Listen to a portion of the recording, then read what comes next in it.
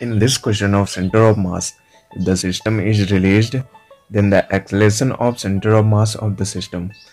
Acceleration बताना है हमें सेंटर ऑफ मास का, इस सिस्टम के सेंटर ऑफ मास का हमें एक्सेलरेशन फाइंड आउट करना है। तो हम फ्री बॉडी डायग्राम बना लेते हैं। ये फोर्स लगेगा 3 mg, ये फोर्स लगेगा mg, नीचे की ओर एक्सेलरेट करेगा और ये ऊपर की ओर जाएगा। ओके, तो हम पहले एक्सेलरेशन निकाल लेते हैं NLM की हेल्प से। एक्सेलरेशन क्या होगा, 3 mg minus 2 mg upon total mass 4 m, not 2 mg, यहाँ पे mg है। ओके,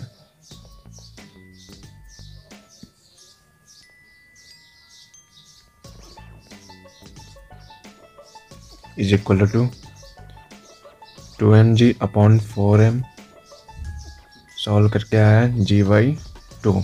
ये एक्सेलरेशन आ गया पर्टिकुलर ब्लॉक का। लेकिन अभी हमें acceleration of centre of mass of the system निकालना है। तो उसके लिए क्या होता है, a centre of mass is equal to m1 a1 vector में प्लस m2 a2 वेक्टर में upon m1 plus m2।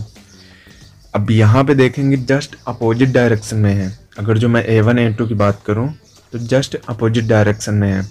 Opposite का मतलब वेक्टर में ऐड करना है, तो और theta is equal to 180 degree है, तो हमें उनका मैग्नीट्यूड घटाना होगा। अब वैल्यूज पुट कर देते हैं। m1 3m, a1 की बात करें तो a कितना निकला था, a1 बराबर a2 ही होगा ना। ये a1 is equal to a2, a1 कितना था g/2, घटाना है क्योंकि थीटा 180 डिग्री है। m2 mg/2 upon m1 plus m2 4m। Solve करते हैं इसको। 3 mg/2 माइनस mg/2 2 mg/2, तो ये आ जाएगा mg upon 4m g/4। m से m कैंसिल हुआ, तो ये सेंटर ऑफ मास कितना निकला, g/4, which is correct answer of this question, option first.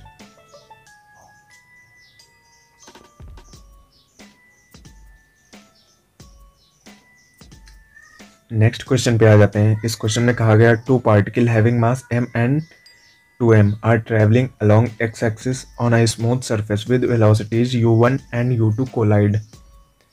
If their velocities after collision are v1 and v2, then the ratio of velocities of their center of mass before and after collision. ऐसे question में कहा गया है कि u1 and u2 velocity थी पहले मास की, तब सेंटर ऑफ मास की कुछ वेलोसिटी रही होगी। फिर जब after collision v1 and v2 velocity होने के बाद सेंटर ऑफ मास की जो वेलोसिटी हुई होगी उसका रेशियो बताना है। तो हमें पता होना चाहिए कि सेंटर ऑफ मास की velocity after collision and before collision same ही रहेगी। तो ओवरऑल रेशियो क्या आ जाएगा, 1:1, क्योंकि सेंटर ऑफ मास की वेलोसिटी पे कोई फर्क नहीं पड़ेगा कोलिजन में। Option number 3 will be correct option.